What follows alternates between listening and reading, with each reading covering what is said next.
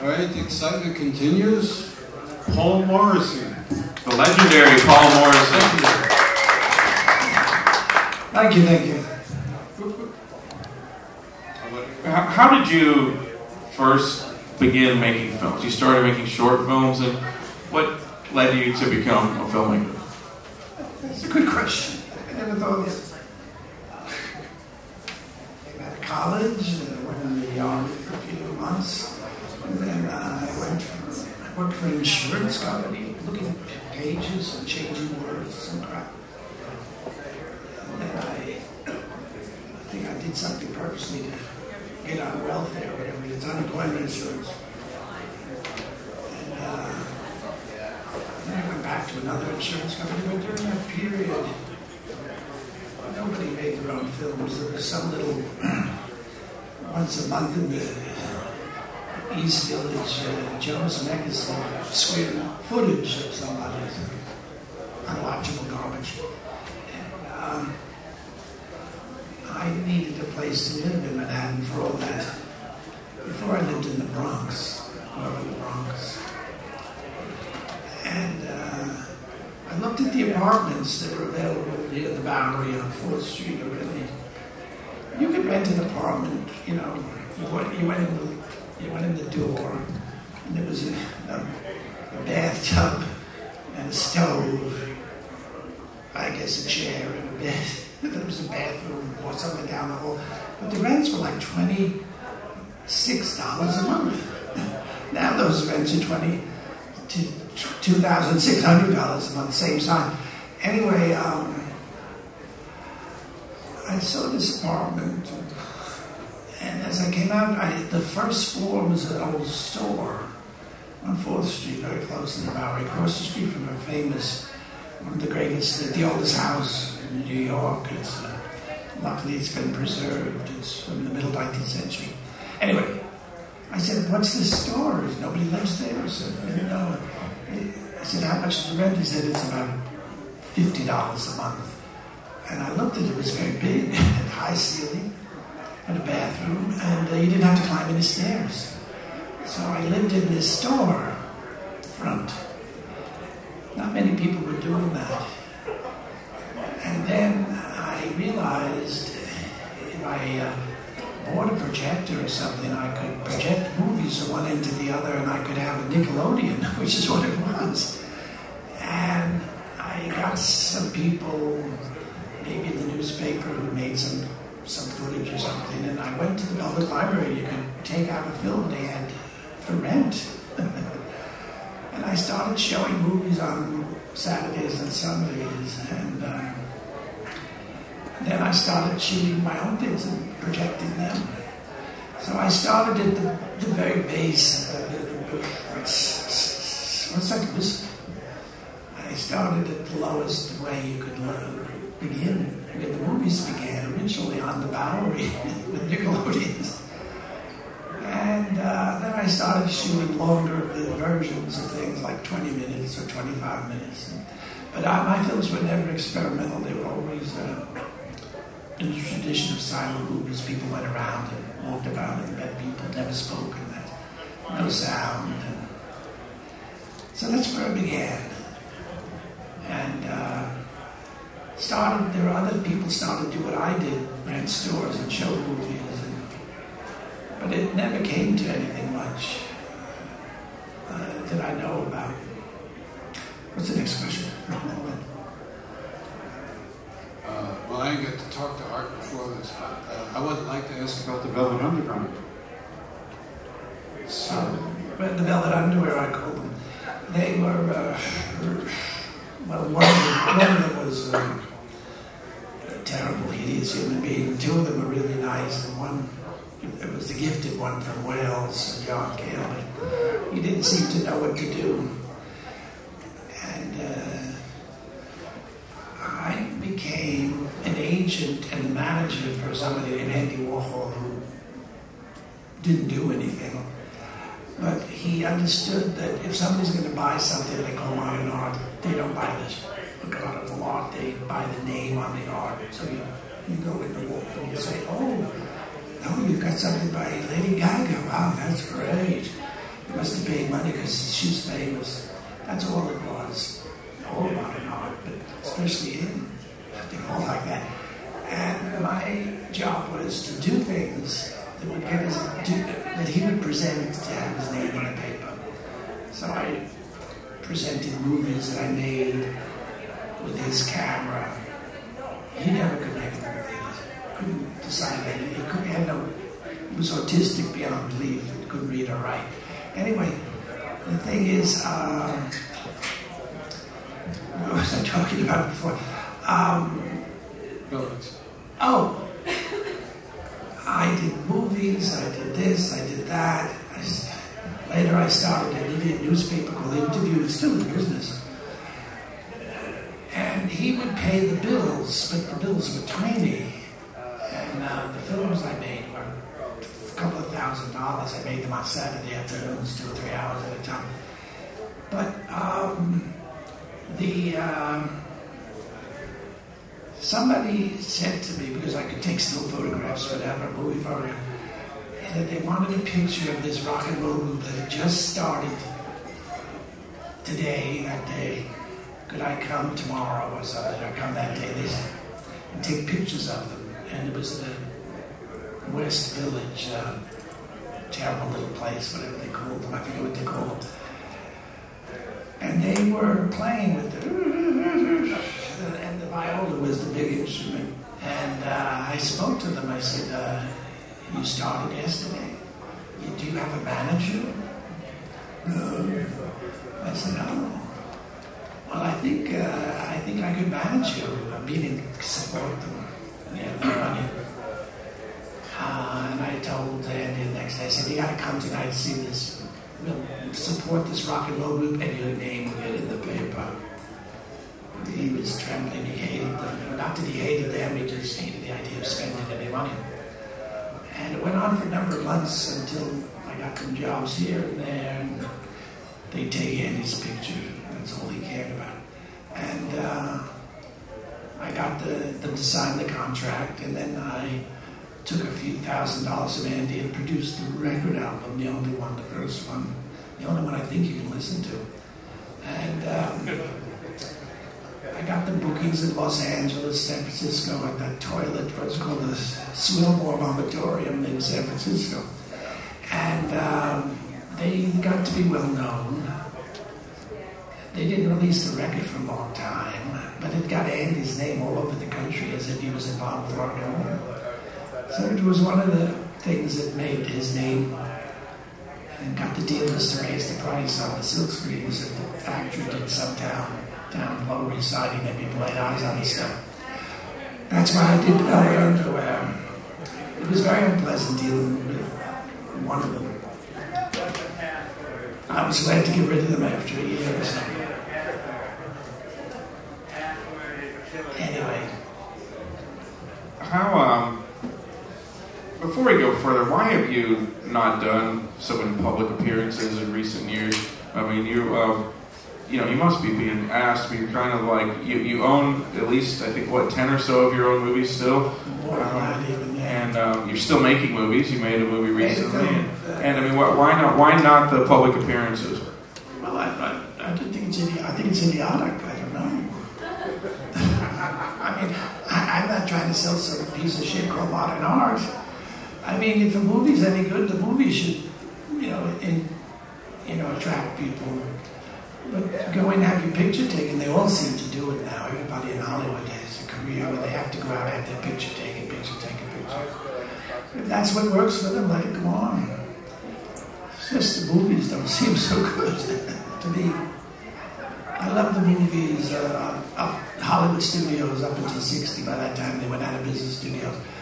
But I always like to say, the greatest thing ever happened in the history of motion pictures is something called Turner Classic Movies. To see the movies made in the 20s and the 10s and the 30s and the 40s until they started disappearing in the 50s. But even in the 50s, some great films were made. After 1960, the studios didn't exist. There were very few halfway decent movies made the last 50 years. But recently, Turner showed some Fatty Arbuckle movies, and he was famous. and he was fat, and he was very popular, and they were very good. They were very funny. And one of them was made in 1913. Another was from 1914. Well, that's 99 years ago, a century ago. And to see people, the way they looked, the way they dressed, the streets, the cars, and be entertained is wonderful. So they've been making good movies for a long time. And I think the greatest thing in the history of television is turn to classic movies. So I'm sure they'll disappear soon and they'll put nothing but crap on instead in commercials. And now they show a lot of garbage you don't want to waste time with, but they still show films, usually late at night from the early 20s, early 30s. And if you can tape record them and see them at another time, it's wonderful. The great movies in the studios depended on their stars, and the stars had to have personalities, and the personality was the same in every movie. Cary Grant was Cary Grant in every movie, Captain Emperor, they're all the same. Greta Garbo was Greta Garbo in every movie. Now these god-awful acting class people with their hideous little character shit things where they're upset with the whole movie, I find it unwatchable, and I find it artificial. I hardly carry this with me. Shouldn't turn it off. It went dead. So,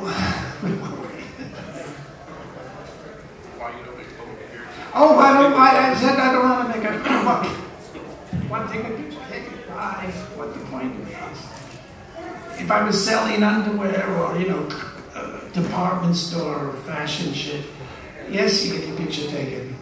If your name is famous, they buy the underwear. If your name is famous, they buy the thing on the wall they call art. That's obvious, isn't it? But I don't think it contributes to anything. I don't know. I'd like to ask... Oh, by the way, Greta Garbo never went to a public event in her life. And she remains the most extraordinary woman of the 20th century, if not all time.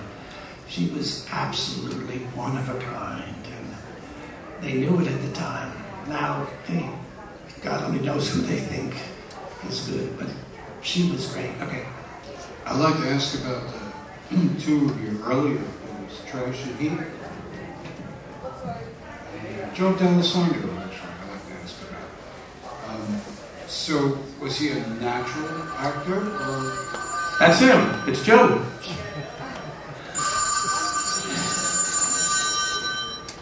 Hello?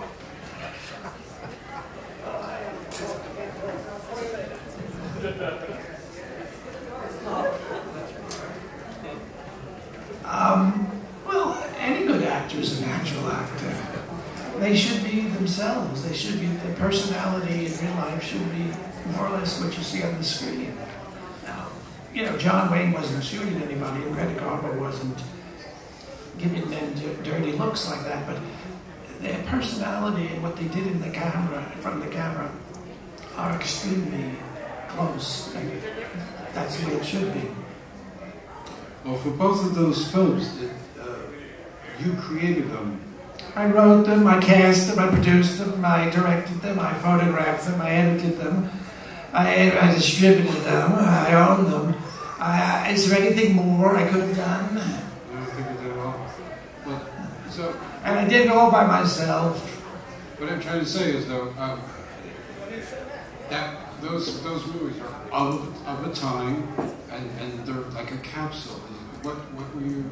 Is there something you tried to create? I wasn't trying to capture a capsule of the time. I was just trying to make a good movie with interesting people and tell the kind of story that other people weren't telling. I had $3,000-4,000 to make a whole movie on Saturday afternoons, 2 or 3 hours in the afternoon, on a couple of afternoons, and other people had 3 million or 330 million. I was doing something that I think was perfectly okay to do. Do you have a preference of the two that you like? No, I like them all. I like all my movies. I like Spike Ambassadors. I love my favorite is almost Beethoven's Nephew, which nobody's seen because it was a true story of Beethoven, which nobody has ever wanted to tell. Everybody knows what it was. But boy, was he a monster. It should have been a horror movie. But I like them all, yeah. What about the films you shot in Europe, and you were given, for you, significant budgets that you hadn't really worked with before? What was it like finally working, even though they're certainly low-budget pictures, what was it like working with a budget for a change? It was very nice. It seemed easier in a way. Carlo Ponti was my producer. He couldn't have been nicer. He didn't bother me one bit. He do what you want. I met him, and I had a kind of producer who was going to do another film for him in 3D, and I was going to do it in 3D. And the producer said, "Let's do a Frankenstein 3D." I said, "Okay." So Carlo Ponti just asked me a few questions. He had been a lawyer. He was a very quiet type. He was not a loud Italian. And he said, how much money do you think it will cost to make a Frankenstein movie in 3D? I had no idea. My films cost $4,000 or $5,000. I said, how much time would it take? I was just shocked to get the... I said, about 3 weeks. I just made it up. He said, oh, good. Then he paused and he said, how much would it cost? Again, I didn't know what to say. I said, about $300,000. He said, oh, that's good. And then he paused and he said, he was a very smart man, obviously. He said, oh, why don't you do 2? Do another one for $300,000 in 3 weeks. I said, okay. There was another pause. The guy sitting next to me didn't know what to say. And then he said, what would the other one be? And Dracula. Oh, good. That was it. He said, if you cast the girl in the first movie, send her in after you cast her, do what you want. He didn't ask me.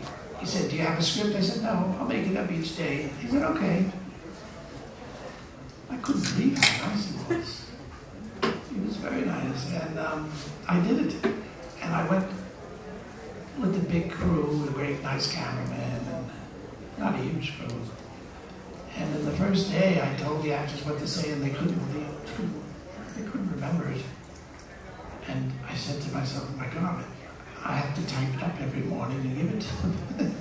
And I did. I got a typist, and I dictated it to her on the way to the set in the car. Setting up the shot, she typed it up. I handed it to the actors. They memorized it.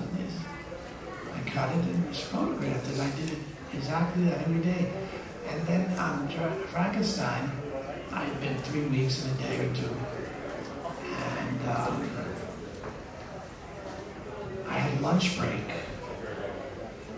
And after lunch, 1 o'clock or whatever, I became Dracula. The day I finished Frankenstein.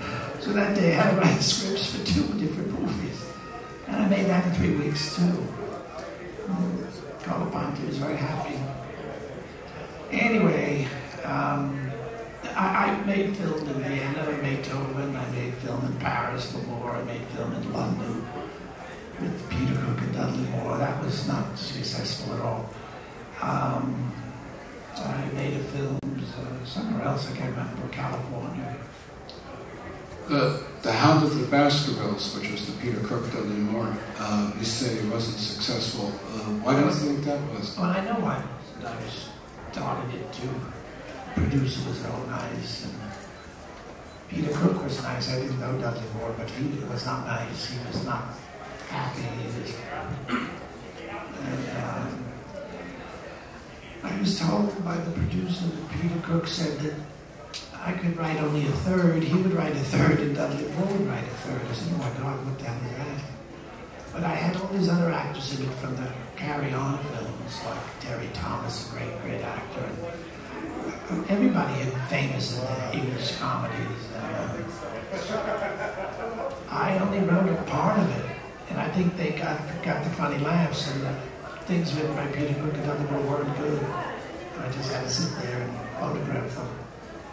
And I think it's a cute movie because it's so ridiculous, but it's not really funny. So I didn't like losing any control, and I never did again.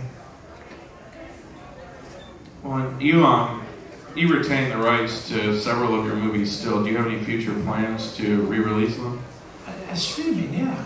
I'm not going to give it to a distributor who does what he wants for 5, 6, 7, 8 years, and I never see a penny. I've been through every step of the way. I distributed my film. I deals with this one. This is never a good deal. Trash was the only film I had a good distributor. He owned Cinema 1, Cinema 2. He was a wonderful man. And he opened all these big foreign films. And then he bought my film, put it in Cinema 2. I couldn't believe it. It was like where Fellini films would go or something. And it did very well, and he paid extra money. But he was the only one. And he died of a brain tumor soon after he did my film, a year or two later. It's a very bad business to try to make money in, unless you're getting $3, $5, $10, $20 million in advance. The accountant takes in all the money and distributes it, but that's at the top of the line. There's a lot of money out there for that, but small films didn't make money. How did you come to cast Udo Kier? Well, I saw Betty Udo Kier. I remembered he was German, and I contacted him somehow in Berlin, and I told him, come to Rome and make some movies. He said, sure. As simple as that. I never tested anybody for a part. I cast instinctively, and I've been very fortunate with all the people I've cast. 40 Deuce, I wanted to ask about that. There was two people who owned it. One was a very dishonest human being, and then the other one was a Frenchman, and they never reached an agreement. It was never distributed because one guy was a billionaire, and the other one was just a poor French producer. And it was only shown, I think, in France. But it's a film I like a lot, based on a play. And the cast had done the play, except for one change I made. And it was a very unusual film. I don't know if anybody's ever seen it, have you? I have. You've seen it? I've seen it. Do you remember what's so odd about it? Remember I made it in 5 days. It's a 90-minute movie. I did 4 days on the streets of New York, and then the 5th day, the other 45 minutes I did with 2 cameras, operate at the same time, and the actors would go from one side of the stage for the theater, you couldn't tell, into the screen here, and everybody would end. The second 45 minutes consisted of two shots without cuts. That's the mystery. I can't remember. No, it was like 45 minutes cut in half, and there was some sort of funny trick come from. Didn't look okay. And I started rolling 45 minutes, and I think it worked okay. And the actors were great. It was the only famous one later became famous was Kevin Bacon, a very good actor. He was very good when he was young. Because some other people in it, I remember. You recently had a film, News from Nowhere? News? Your recent film? Oh, I called it News from Nowhere. And it's about something I had actually done before. An immigrant comes to America and isn't overjoyed. Nothing terribly dramatic. Just he thinks the people are kind of empty. He goes back home. I think America has become kind of not like it was 60 years ago when the studios were making films about the real American, not the acting class shit from New York, to which we've been getting for the last 40 years or more. But films are no longer entertaining, except for little kiddie things where they partying and screaming and cursing. And I don't know if adults can go to a film and enjoy them anymore and think they're amusing. But I don't know, because I don't see hardly any of it. Do we have any questions? We're almost out of time. What are your favorite films that you haven't been involved in? Gone with the Wind. I mean, Hollywood makes the most extraordinary films. I saw a film recently, I never heard of it, it was called The Matrimonial Bed. It was made in 1930, the first year really. It was a man named Frank Fay. He was a very great theater star. He was married to Barbara Stanwyck, and he alienated Hollywood in the 30s. I don't know, I guess he came out against communism. I don't know what happened. He spent his last years in the theater. It was a wonderful film, and it was so funny. The film was funny. I can't remember what it was about. It was so silly. It was on Turner Classic News at 6 in the morning. And I happened to be up and watching this, and my gosh, what a great film. To see these kind of entertaining films made, especially by the studios in the 30s. And some of the silent movies now are showing up, and they're very interesting recently. Films I never heard of. But you know, in the Hollywood in the 30s, they did Fred Astaire, Ginger Rogers movies. Nothing ever was made in the history of movies as good as those things. They did about 6 or 7 of them.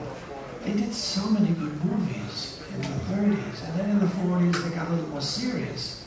But that's when John Ford and William Wyler, others like Anatole Litvak, and they did their greatest films. John Ford's "How Green Was My Valley" is a masterpiece, but so maybe his best film. But then right after that, he made Tobacco Road, which is hated by the liberals because it says that America is a good country. It's not a communist. It doesn't need a communism. Tobacco Road was a gigantic book and a gigantic theater piece that lasted about 8 years in the theater. And it was a wonderful movie, and it was very funny by John Ford. He did a great job. And then John Ford did They Were Expendable right after that. And that's one of the greatest movies ever made. And the stars of John Wayne and Robert Montgomery, who never was a good actor, but in this. And it was about a military base on an island that's doomed because the Japanese are coming in to kill everybody. And the two officers talk about, well, we have to go, and they leave at the end of the... They Were Expendable was shown right after the war, and people didn't go because it was too depressing, because it really, without showing people getting killed, it made you realize how the life of these soldiers was really on borrowed time. And then William Wyler in 1940, I think, he made 39, he made The Letter with Betty Davis. His best film, her best film. A very great film. And then in 1948, 49, he did The Heiress with the Liga Dab and Ralph Richardson. Very great film. The work these directors did has never been equaled. They came from the 20s, they came from the 30s, they worked in the 40s, they worked in the 50s. That doesn't exist anymore. There's no big director, no good director. There's directors who made a lot of money with some garbage. They made $8 billion, and none of the movies are any good. So I don't know what Turner Classic Movies is going to exist on in the next 40 years, because they'll have to show the junk that's been made in the past 60 years. I like the movies. I can't describe how many great movies I've seen because I've seen so many, and I like so many. And usually the light ones are the ones that last longer. The serious ones, like The Letter, that's great. Betty Davis shoots the boyfriend at the first scene of the movie, and she lies all the way through, and then he had a Chinese girlfriend, and the Chinese girlfriend comes and kills Betty Davis at the end of the movie, and you're so glad somebody's killing her. These films are extraordinary. The great writers have written them, good screenwriters. People like William Wyler were incredible. He didn't even speak, he never spoke to the actors, never. He just said over again, well, try to get it better. Okay, again. He did 30 takes. Most directors wouldn't do that because the actors didn't want it, but he did it. For him it worked. But I find the movies of the studios, the great Hollywood studios, make the very greatest movies. And there were no such thing as independent movies in the 10s, the 20s, the 30s, the 40s, the 50s. They started from Europe when the studios went out of business. The great films made in the past 50 years were made for 60s, 70s, 50s in Italy. The greatest directors have lived were there. The greatest actors, the greatest actresses, the stories, the movies went all over the world in Italian language. And no other country did that. England didn't do it. Germany didn't do it. Spain didn't do it. America didn't do it in the 60s or 70s. Italians did. Then eventually all the directors died. There's one named Ettinger who's still alive. Great civic director, magnificent director, enormously successful film. And all this talent that was in Italy is all gone now. Recently they had a director who died named Mario Monticelli. He had done 100 great films, 50 great ones. And he continued to direct while he was 88 years old. He never stopped. Finally, in 92, he said, I can't direct films anymore. And he jumped out a window. Mario Monticelli, 100 times better than Fellini in some ways. But Fellini was unique in his own way. There were so many great directors and actors and actresses in Italy. Now there's nobody. So I don't know. I wish that, I like to say, just to annoy people, I think movies have been over a long time, even though a couple of good movies get made every year, usually from England or something, I don't know what. But the best thing that happened in the history of television is a television series, a show called The Name I Hate. But it's the best thing I've ever seen on television. It's called Hardcore Porn. Has anybody seen it? Isn't it great? 3 hours. You can't stop watching it. That man and his daughter and the son are incredible, especially the father. He's people porn in Detroit, and the store is huge. He must have 100 employees, but only the family are on camera. The people who come in for money, is unbelievable. And this has never been seen in a movie or anything. And they show 3 hours once a week on True Television. And I say, I'm watching it again, True Television, hardcore porn, because it's pure TV. They just have 2 or 3 cameramen there and bodyguards, because the people want to kill the nice man who runs it and his daughter, and they stand up to these people with their bodyguards. The size you haven't believed. But I don't think television. It used to, in the 50s, it had, Jackie Gleason and Phil Silvers and funny people. Now they don't have that. They just have vulgar crap. And I don't know what I watch on television anymore, except Turner Classic and hardcore porn. And sometimes you see a documentary or something, and the animal documentaries. But I don't see television as I don't know where it's going to go. I don't know if it has anywhere to go. But I do recommend to look for something called PAWN, Porn Shop. Hardcore porn. Okay. Well, thank you very much. The living legend, Paul Morrissey, here, and he will be here all weekend.